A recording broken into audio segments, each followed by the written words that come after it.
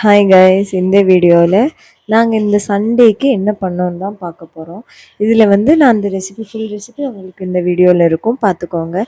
குஸ்கா வச்சு chicken fry வச்சு ரைத்தா வச்சு இவ்வளோ தான். இந்த ரெசிபிஸ் தான் இதில் ஃபுல்லாகவே வந்திருக்கும், பார்த்துக்கோங்க. ஃபர்ஸ்ட் நம்ம ஒரு அடுப்பில் சட்டி வச்சு அதில் நல்லா கோகோனட் ஆயில் ஊற்றி, அப்புறம் இது வந்து எங்கள் வீட்லேயே இந்த பட்டை கிராம்பு இந்த மாதிரி சமாச்சாரங்கள்லாம் அரைச்சி வச்சுருப்பாங்க, அந்த பொடி சேர்த்து அதுக்கப்புறமா வெங்காயம் சேர்த்தாச்சு. நல்லா நாங்கள் ஒரு 4-5 வெங்காயம் எடுத்தோம், நல்லா கட் பண்ணி அதை சேர்த்தாச்சு.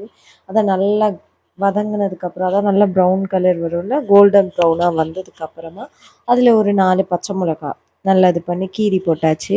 அதையும் போட்டு நல்லா வதக்குனதுக்கப்புறமா ஒரு 3-4 தக்காளி இருக்கும், அந்த தக்காளியுமே நாங்கள் நல்லா கட் பண்ணி வச்சுருந்தோம். அந்த தக்காளியுமே இதோட நம்ம சேர்த்துக்கலாம். அதுக்கப்புறம் தக்காளியே நல்லா வதங்கினதுக்கப்புறமா நல்லா ஞாபகம் வச்சுக்கோங்க, வெங்காயம் தக்காளி கொஞ்சம் நல்லாவே வதங்கட்டும், அதுதான் நல்லாயிருக்கும்.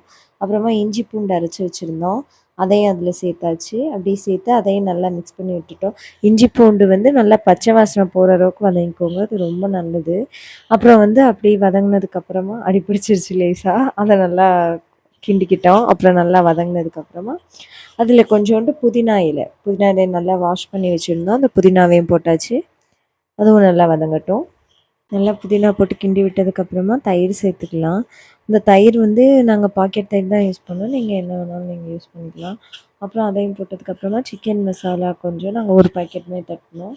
அதுக்கப்புறம் வந்து கறி மசாலா, அப்புறம் மிளகாத்தூள் இதுவுமே கொஞ்சம் கொஞ்சம் போட்டுட்டு அதையுமே நல்லா மிக்ஸ் பண்ணி விட்டுக்கலாம். நீங்கள் காரத்துக்கு தகுந்த மாதிரி போட்டால் போதும், ஏன்னா நம்ம ஆல்ரெடி பச்சை மிளகாவும் சேர்த்துருக்கோம், ஸோ கொஞ்சம் பார்த்தே போட்டுக்கோங்க. அப்புறம் வந்து நல்லா இது எல்லாத்தையும் மிக்ஸ் பண்ணி விட்டுக்கோங்க, அடிப்பிடிக்க விட்டுறாதீங்க. மிக்ஸ் பண்ணதுக்கப்புறமா நான் வந்து இன்றைக்கி 3 உலக்கு அரிசி போட்டேன். அதில் நான் அந்த இதில் 1 உலக்குக்கு 1.5 கப்புன்ற மாதிரி நான் தண்ணி ஊற்றிருக்கேன், பார்த்துக்கோங்க. நான் 4.5 5 உலக்கு நான் தண்ணி ஊற்றினேன். உங்களுக்கு அப்படி ரொம்ப இதாக இருக்கும் அப்படின்னா நீங்கள் பார்த்துக்கோங்க, இதே கரெக்டான அளவு தான். அதனால நல்லா அதை மிக்ஸ் பண்ணி விட்டுக்கோங்க. கரெக்டாக 4.5 உலக்கு நாங்கள் ஊற்றிட்டு, அப்புறமா அதில் வந்து எலுமிச்சைப்பழம் இருக்குல்ல, அதில் ஒரு அரை எலுமிச்சைப்பழம், ஒரு எலுமிச்சைப்பழம் நல்லா புழிஞ்சு விட்டாச்சு. புழிஞ்சு விட்டு அதையும் நல்லா மிக்ஸ் பண்ணதுக்கப்புறம் நல்லா கொதித்து வர ஸ்டேஜில் உப்புமே போட்டாச்சு. உப்பு போட்டு நல்லா கொதிக்க விடுங்க. கொதித்ததுக்கப்புறமா நான் வந்து இன்றைக்கி 3 உலக்கு அரிசி எடுத்துருந்தேன்னு சொன்னேன்ல, அதை வந்து நான் நார்மல் ரைஸ் தான் எடுத்திருக்கேன். அதனால் அதை ஒரு அரை மணி நேரத்துக்கு முன்னாடியே நான் ஊற வச்சுட்டேன். அது ஊறினதுக்கப்புறமா இந்த அரிசியெல்லாம் அந்த கொதித்து வரும்போது அதில் போடுங்க. அது போட்டு முடிஞ்சதுக்கப்புறமா நல்லா கிண்டி விட்டுட்டு நீங்கள் வந்து அந்த பாத்திரத்தை வந்து நல்லா மூடி வச்சுருங்க டைட்டாக.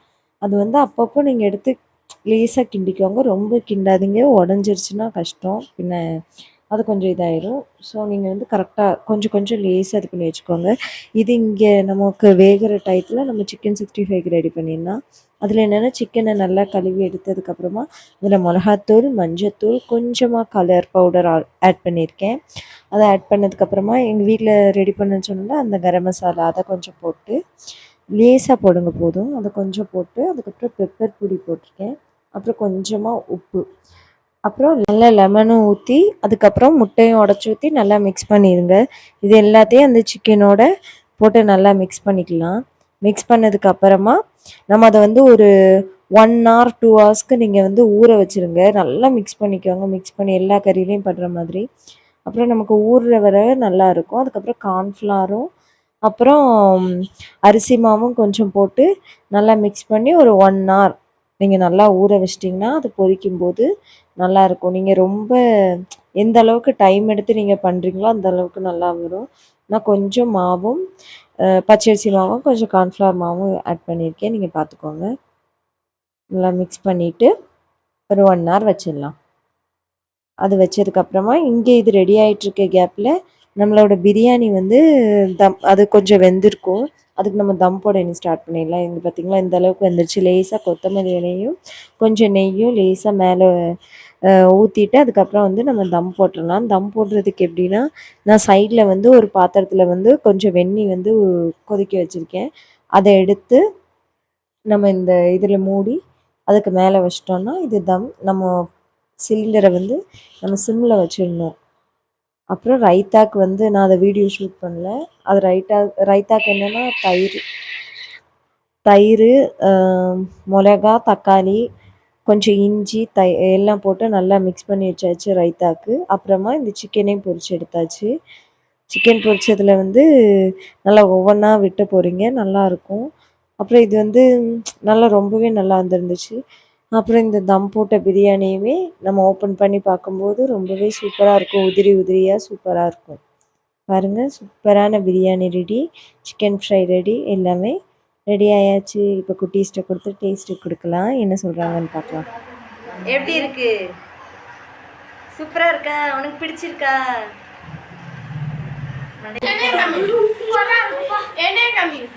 நீ சூப்பராக இருக்கு. Okay guys, thanks for watching.